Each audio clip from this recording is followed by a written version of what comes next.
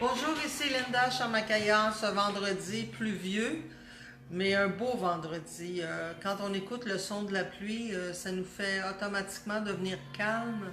Les gens adorent entendre l'eau couler sur les toitures de métal. Euh, Quand il y a un peu de vent, on entend l'eau couler sur les feuilles, dans les rivières. C'est un son qui emmène calme et introspection. C'est comme un réflexe automatique parce que, comme vous savez, on est à la base 96 ou 80, je ne sais pas combien de pourcentage fait d'eau. Donc l'eau résonne beaucoup avec nous. Et je trouve ça un peu cocasse que la pluie tombe en ce jour d'équinoxe. Ça nous permet justement de commencer une nouvelle aventure de moisson, de récolte, d'introspection qui nous prépare pour éliminer des choses qu'on n'a plus besoin, faire du lâcher-prise et puis remplacer par du nouveau. C'est vraiment un beau temps pour ça et ça commence de cette façon-là. Je trouve ça extraordinaire. Alors, ça me fait penser que tous les sons nous apportent vraiment des vibrations qui résonnent avec nous. Car à l'origine, nous sommes un son, nous sommes une fréquence. Comme qu'on voit des fois dans des imageries de fréquences de radio. On est la même chose, on est une fréquence vivante qui est un son à l'origine. Donc, on a une résonance automatique avec tout ce qui est son. D'ailleurs, vous allez le savoir quand vous écoutez de la musique, si c'est quelque chose qui est comme du heavy metal, vous le sentez tout de suite vous grounder parce qu'on le sent dans nos jambes. Quand c'est quelque chose qui est plus opéra, on le sent plus à l'oreille, dans le cœur, dans les sphères supérieures, parce que la tonalité vient chercher une autre fréquence. Alors, en médecine énergétique et en soins holistiques, nous prenons souvent les bols tibétains. Je vais vous les montrer, puis je vais en faire tourner un ou deux, qui vont travailler à chacun des chakras. Fait que si vous voulez me suivre, on va aller voir ça. Un petit coucou à Madame Guylaine qui nous regarde en ce moment. Merci de nous suivre. Fait que, admettons que je prendrais ce bol de ce tibétain-là. Il travaille le chakra de la gorge. Je vais juste montrer. OK. Et on le fait tourner. Vous allez entendre, je ne sais pas si vous allez entendre, le son est assez élevé. Il travaille un chakra de la gorge, donc un chakra supérieur. Et si je prends un bol comme celui-ci,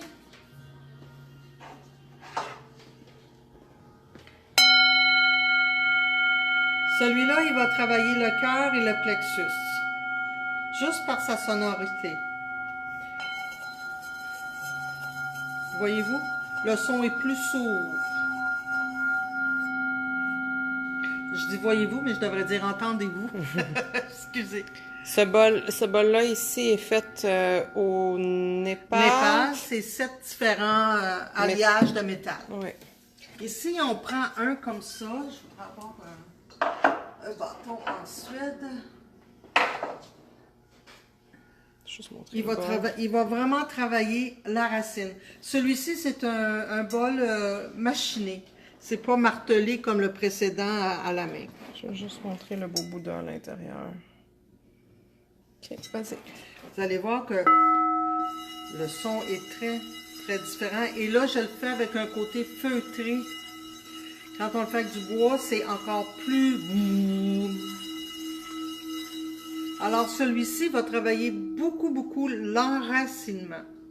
Alors, c'est des choses, c'est des méthodes de nettoyer nos chakras, d'aligner nos pensées. Et puis, on peut prendre aussi des cloches comme ceux-ci. Ils ont des fréquences. Et eux aussi, on peut les tourner. Mais ça travaille toujours dans les sphères supérieures et dans l'équilibre. Parce que dans la cloche, on a le mâle et la femelle. Les deux sont différents. Alors, ça fait un équilibre. Et est-ce qu'il nous reste des petits chats? Oui. Aussi, la vibration qu'on ressent dans la main affecte le corps différemment aussi. Et on a des tingshas qui ont presque toutes la même vibration.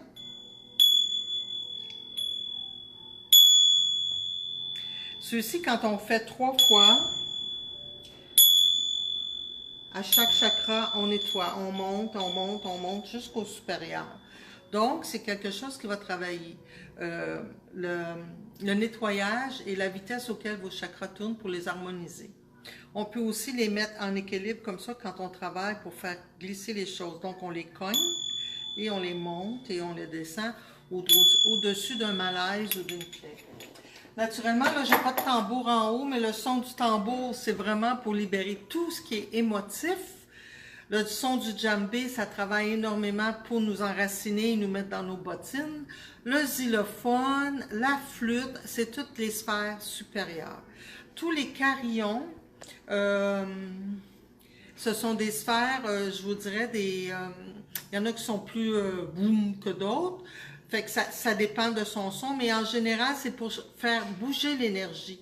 Le principe du carillon, c'est de enlever la stagnance dans une pièce. Fait que on a ici qui vont être très légers. On va en avoir d'autres qui sont plus au niveau de l'enracinement. Puis on a naturellement aussi les belles cloches chantilly. Les cloches chantilly, c'est un produit qui est fait en France et européen. C'était fait pour nous emmener dans des sphères de canalisation.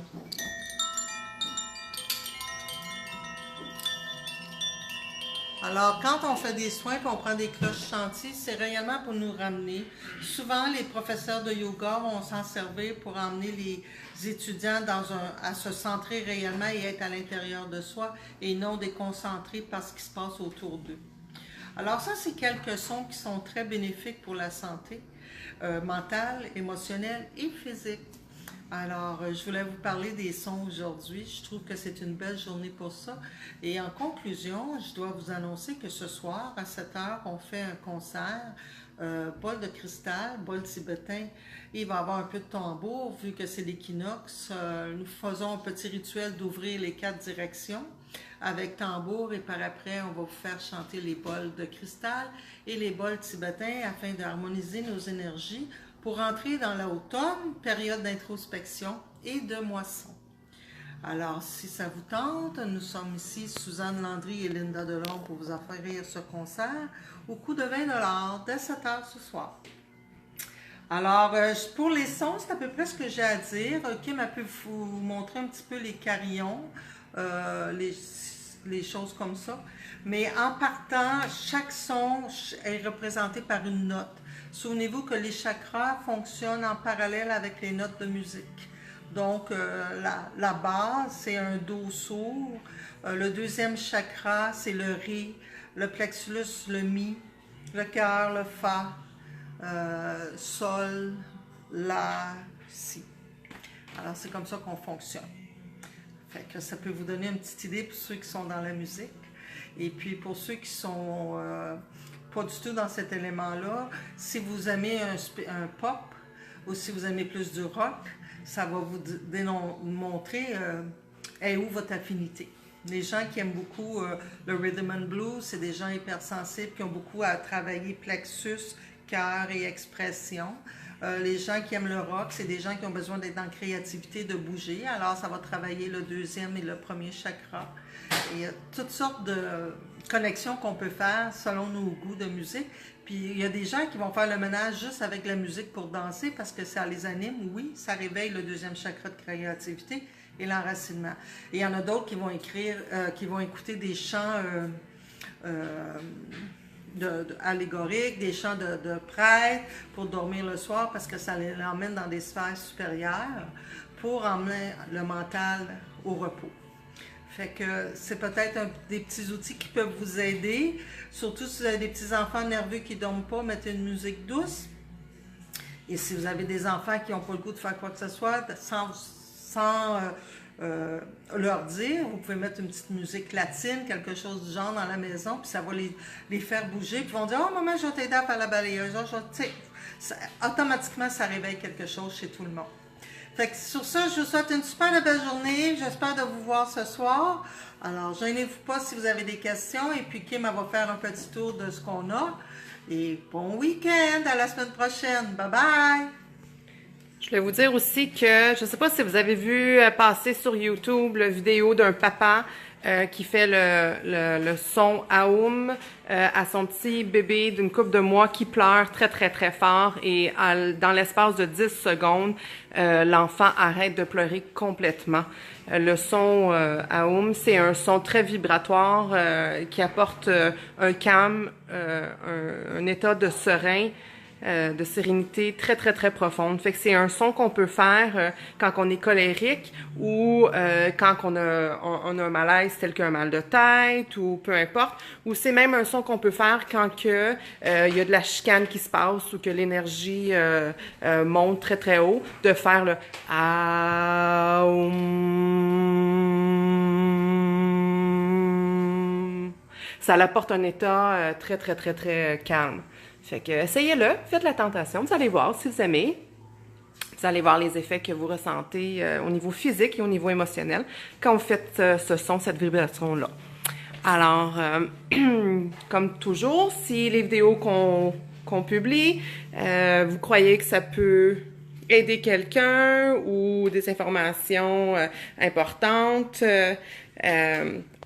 partagez la vidéo, continuez de nous suivre. On apprécie vraiment votre support. Et merci Guylaine de nous dire que vous allez vous servir du son Aum. C'est vraiment une belle vibration. Donnez-nous un petit suivi de ce que vous ressentez suite à l'avoir fait. Vous pouvez le faire en message privé, c'est sûr.